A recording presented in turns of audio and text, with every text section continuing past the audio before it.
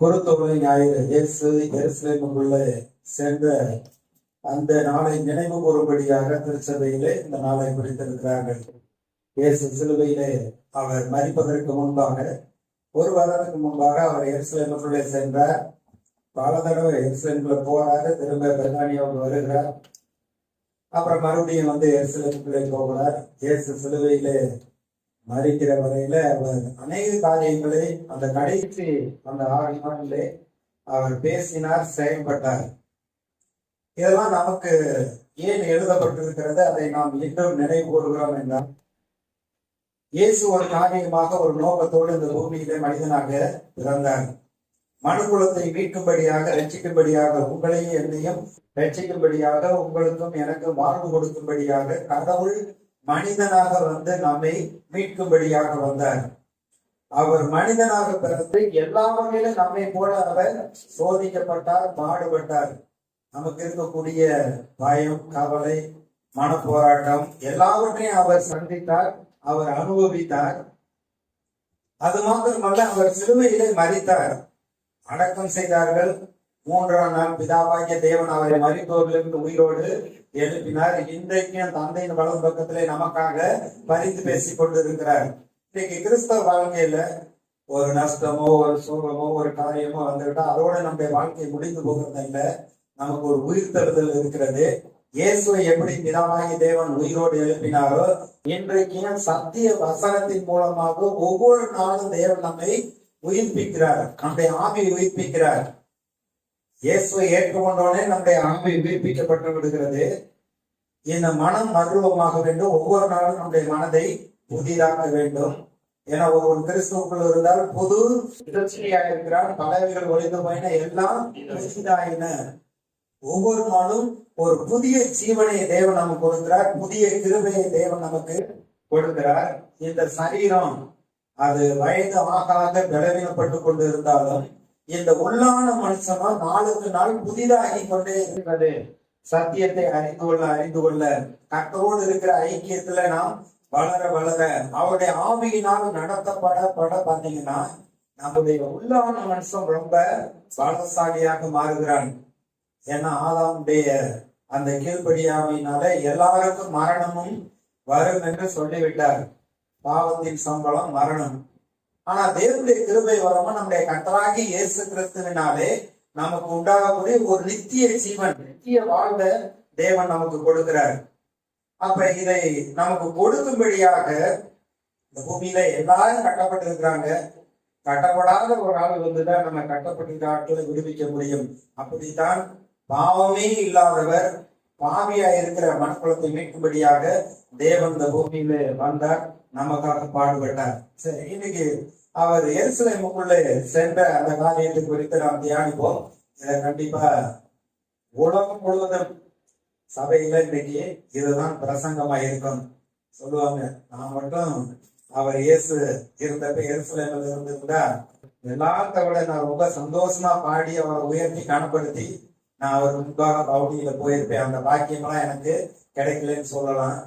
ஆனா அந்த வாக்கியம் ஒவ்வொரு நாளும் நமக்கு கொடுக்கப்படுகிறது. ஒவ்வொரு நாளும் இயேசு செய்து முடித்ததை விசுவாசித்து அவரை கனப்படுத்துகிற பொழுது, அவரை உயர்த்துகிற பொழுது, அவரை பாடுகிற பொழுது, அங்க இருக்கிறத விட இங்கதான் ரொம்ப பக்கத்துல ஆண்டவர்கிட்ட நம்ம இருக்கிறோம். அவர் எருசலேமுக்குள்ளே பவுனியாக சென்றார். பெத்தானியாவுக்கு அந்த எருசலேமுக்கு 5 கிலோமீட்டர் தூரம்னு சொல்றாங்க. அவர் அங்கிருந்து பிரயாணப்பட்டு அந்த கழுதையின் மீது அவர் பவுனி சென்றார். போக போக பாத்தீங்கன்னா அந்த பட்டணம் முழுவதுமே ஜனத்திரளால நிரம்பி, உன்னதத்திலே ஓசன்னா, தாவீதின் குமாரனுக்கு ஓசன்னா, கர்த்தருடைய நாமத்தினாலே வருகிறவர் ஸ்தோத்தரிக்கப்பட்டவர், தாவீதின் ராஜ்யம் ஆசீர்வதிக்கப்படுவதாக என்று சொல்லி, அவர்கள் உண்மையிலே புரிந்தோ புரியாமலோ இந்த ரோமருடைய அடிமைத்தனத்திலிருந்து நம்மளை விடுதலை ஆக்கி இவர் ராஜாவா இருந்து நமக்கு எல்லா விடுதலையும் கொடுப்பாரு அப்படின்னு அவங்க நினைத்தார்கள். சீசர்கள் அப்படித்தான் நினைத்தார்கள். அதுல 2 பேர் சொன்னாங்க, ஆண்டவரே உடைய ராஜ்யத்துல ஆளுக்குள்ள வர்றப்ப அந்த வலது பக்கத்திலையும் இடது பக்கத்திலயும் இருக்கும்படி அருள் செய்ய வேண்டும், நாங்க விரும்புகிறோம்னு கேட்டாங்க. அது சொன்னாரு, ஐயா அது யாருக்கு வச்சிருக்காருங்கிறது அவருக்கு தான் தெரியும். எனக்கு தெரியாது அப்படின்றாரு. அப்ப இயேசு எருசலேமுக்குள்ளே பவனியாக சென்றார், கழுதையின் மீது சென்றார். கழுதை என்று சொல்கிற பொழுது இப்பொழுது இருந்திருந்தாருன்னா இருக்கிறதுலே ரொம்ப பெஸ்டான கார்ல தான் ஊர்வலம் போயிருப்பார். அரசியல் காலத்தை விட பல மடங்கு அதிகமான பெஸ்டான கார்ல தான் அவரு ஊர்வலம் போயிருப்பார். அது என்ன சொல்றாங்க, அவர் குதிரையில போனாரு அப்படின்னா குதிரை யுத்தத்துக்கு தான் பயன்படுத்துவாங்க. ஆனா கழுதை அப்படிங்கிறப்ப ஒரு சமாதானத்தின் தூதுவனாக அங்கே சென்றார் என்று சொல்லுகிறார்கள். ஏகூ ராஜாவாக இருக்கும் பொழுது அவனுடைய படைத்தலைவர்கள் எல்லாம் தீர்க்கதரிசி, அந்த எலிசாவுடைய தீர்க்கதரிசி வர்றாங்க. ஒரு வாலிபன் அவரை அரை வீட்டுல கூட்டி போய் கையில பொங்க ஊற்றி அபிஷேகம் பண்ணிட்டு ஓடி போயிடுறாரு. கதவு திறந்து ஓடி போயிருன்னு சொல்லிட்டாரு. அதே மாதிரியே ஓடி போயிடுறாரு.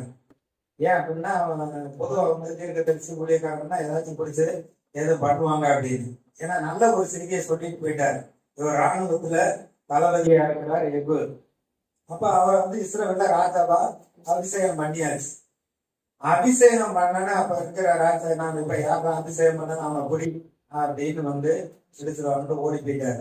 கூட இருக்கிறவங்க கேட்கிறாங்க, பைத்தியக்காரன் வந்தானே, ஆண்டவர் பேசினார், கர்த்தர் பேசினாரு, அவர் தீர்க்க தரிசனமா சொன்னாருன்னு சொல்ற ஒரு தீர்க்க தரிசி ஊழியக்காரன் வந்தானே, என்ன சொன்னேன் பைத்தியக்காரன் என்ன சொன்னேங்கிறப்ப அவன் என்ன சொன்னேன்னு உங்களுக்கே தெரியும். ஏன்னா எல்லாருடைய மனதிலையும் எல்லாருக்கும் ஆண்டவர் வெளிப்பாட்டை கொடுக்கிறாரு. அது என்ன சொன்னாங்க உங்களுக்கே தெரியும் அப்படின்னு. அப்ப என்ன அப்படிங்கிறப்ப இந்த மாதிரி ராஜாவா என்னைய அபிஷேகம் பண்ணிட்டாரு அப்படின்னு கையில பொங்க ஊத்தி அபிஷேகம் பண்ணிட்டாங்கன்னா உடனே வஸ்திரத்தை கழித்து படிகளில் விரித்து அவனை ராஜா வாழ்க என்று அவங்க அங்கீகரித்தார்கள். இயேசு எருசலேமுக்குள்ளே செல்லுகிற பொழுது அங்கே சீசர்களும் சரி மற்ற ஜனங்களும் சரி வஸ்திரங்களை கலத்தி அங்கே பாதைகளை விரித்தார்கள். அவர்கள் மரக்கிளைகளை பரப்பினார்கள். குழந்தைகள், முதியோர் அனைவரும் கர்த்தரை உயர்த்துகிறார்கள்.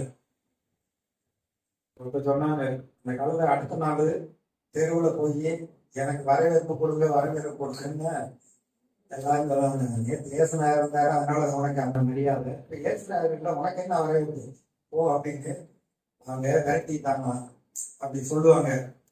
இயேசு நமக்குள்ள இருக்கிற வரையிலதான் நமக்கு மரியாதை. இந்த உலகத்துக்கு வெளிச்சமாக வைத்திருக்கிறார், உப்பாக வைத்திருக்கிறார். உப்பு சாரம் என்று போனா என்ன ஆகும், அந்த உண்மை தேசத்துலன்னு கொண்டு போய் குப்பையில கொட்டிடுறாங்க. இந்த உலகம் அப்படித்தான் நமக்குள்ள ஜீவன் இல்லாமல் ரட்சிப்பு இல்லாமல் இயேசு இல்லாம இருக்கிறப்ப, இயேசு இல்லைன்னா ஆட்டோமேட்டிக்கா ஒரு நாள் உள்ள புடி கொண்டுருவாங்க. அவன் யாருங்கிறது உங்களுக்கு தெரியும். ஏன்னா அவனுக்குள்ளதான் எல்லா இருளும் எல்லா தியானியும் குழப்பமும் பகையும் விரோதமும் இருக்கு. அதை குடி இருந்துட்டேன் அப்படின்னா அந்த மனுஷனுடைய முன்னிலைமை காட்டுல பெண்ணிலைமை அணிக கேடு உள்ளதான் போயிருது. அப்ப இயேசு உள்ள இருக்கிற வரைக்கும் தான் நமக்கு வெளிச்சம், அவர் இருக்கிற வரைக்கும் தான் நமக்கு மகிமை, அவர் நம்ம கூட இருக்கிறப்பதான் நமக்கு வெற்றி, அவர் நம்ம கூட வர்றப்பதான் நமக்கு காரியங்கள் வாய்க்கிறது. இயேசு அப்படிதான் கழுதையின் மீது சமாதானத்தின் தூதுவரா அவர் உள்ளே செல்லுகிறார். அங்கே திரளான ஜனங்கள் அவர்கிட்ட அவரை உயர்த்துகிறார்கள். அவர் செய்த அற்புதங்களை எல்லாம் 4 சுவிசேஷத்திலே பாத்தீங்கன்னா அவர் செய்த காரியங்களை எல்லாம் சொல்லி சொல்லி அவரை உயர்த்துகிறார்கள். லாசரு உயிரோடு எழுப்பினார்னு சொல்லி அவரை உயர்த்துகிறார்கள். அவர் செய்த அற்புதங்களை எல்லாம் கண்டவர்கள் மிகுந்த சந்தோஷத்தோடு அவரை புகழ்ந்தார்கள். 4 சுவிசேஷத்திலே அந்த நடந்த சம்பவங்களை வாசித்து பாத்தீங்கன்னா ஒவ்வொரு காரியத்திலையும் அங்க வித்தியாசமா அங்க சொல்லப்பட்டிருக்கு. எல்லாரும் ஒன்று சேர்த்து பார்க்கிறப்ப அவர் செய்த அற்புதங்களை எல்லாம் சொல்லி அவரை கனப்படுத்தினார்கள். அந்த நேரத்துல வியாதி உள்ளவர்கள்லாம் இயேசுகிட்ட சுகமாகிறார்கள். இன்னொரு கூட்டம் இருக்கிறது, யோவான் சுவிசேஷத்துல அங்க சொல்லப்பட்டிருக்கிறது 12வது அதிகாரத்துல, வேத பாரகரும் பரிசேயரும் நீங்கள் செய்வதெல்லாம் வீண் என்று அறிகிறீர்களா? அப்ப இயேசு ஊழியம் செய்ய ஆரம்பித்தது முதற்கொண்டு இந்த வேத பாரகரும் பரிசேயரும் வருகிறவர்களான மேசியா இவர்தான் என்று அவர்களால் ஏற்றுக்கொள்ள முடியவில்லை. அவர் செய்த ஊழியத்தை எதிர்த்து கொண்டே இருக்கிறார்கள், குறை சொல்லிக் கொண்டே இருக்கிறார்கள். பாவிகளுக்கு சிநேகிதன், அடுத்து போஜன பிரியன், பெயர் சொற்களை கொண்டு பிசாசுகளை தொடர்ந்துகிறான், இவன் ஜனங்களை வஞ்சிக்கிறவன், இப்படி சொல்லிக்கிட்டு இருக்கிறாங்க. கடைசியா அவர் எருசலேமுக்குள்ள போறப்ப பாத்தீங்கன்னா அந்த எருசலேம்ல இருந்த யூதர்கள் பல பகுதியில இருந்தவங்க போறாங்க. அவங்க அப்படியே அந்த பண்டிகை காலங்கள்ல ஒரு வாரம் வந்து சொந்த ஊருக்கு வந்து அவங்க பெரிய மகிழ்ச்சியும் சந்தோஷம் தான். எல்லா மக்களும் அங்க வந்திருப்பாங்க. அந்த பண்டிகை நாள்லதான் இயேசு அங்கே உள்ளே செல்லுகிறார். அவர்களும் இயேசுவை உயர்த்துகிறார்கள். இப்ப இந்த வேற வாரம் பரிசெயரும் ஓரமா நின்று கூட்டத்தை பார்த்து பின்னாடி இவங்களும் போய் என்ன நடக்குன்னு பார்த்து அவங்க சொல்றாங்க, பொறுத்து பேசிக்கிறாங்க. இப்ப குழப்பம் மரியாதை குமாரன் சொன்னா, பாய்களுக்கு சிலைன்னு சொன்னா, ஜனங்களை வஞ்சிக்கிறோம்னு சொன்னா, ஜெபாலயத்துக்கு இயேசுவ ஆண்டவன் அறிக்கையிட்டாங்க, ஜெபாலயத்துக்கு புறம்பாக்குவோம்னு சொன்னோம். ஆனா இவ்வளவு பிரயாசப்பட்டு அவர் செய்யறத தடுக்க முடியலையே. நீங்கள் பிரயாசப்பட்டதெல்லாம் வீண் என்று அறியீர்களா? உலகமே அவருக்கு பின்பாக போகிறது.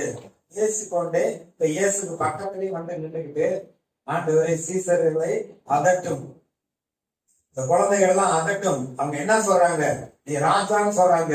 நீ ராஜான்னு நாங்க ஏற்றுக்கொள்ள முடியாது. உன் பிறப்பு என்ன, வளர்ப்பு என்ன, நீ எப்பேற்பட்ட ஆளுங்கிற எங்களுக்கு தெரியும். நீ ராஜான்னு சொல்றாங்க, அதனால ஏற்றுக்கொள்ள முடியாது. இன்னொரு நாள் சொல்றாங்க, எங்களுக்கு ராஜா இவர் கிடையாது அப்படின்ட்டாங்க.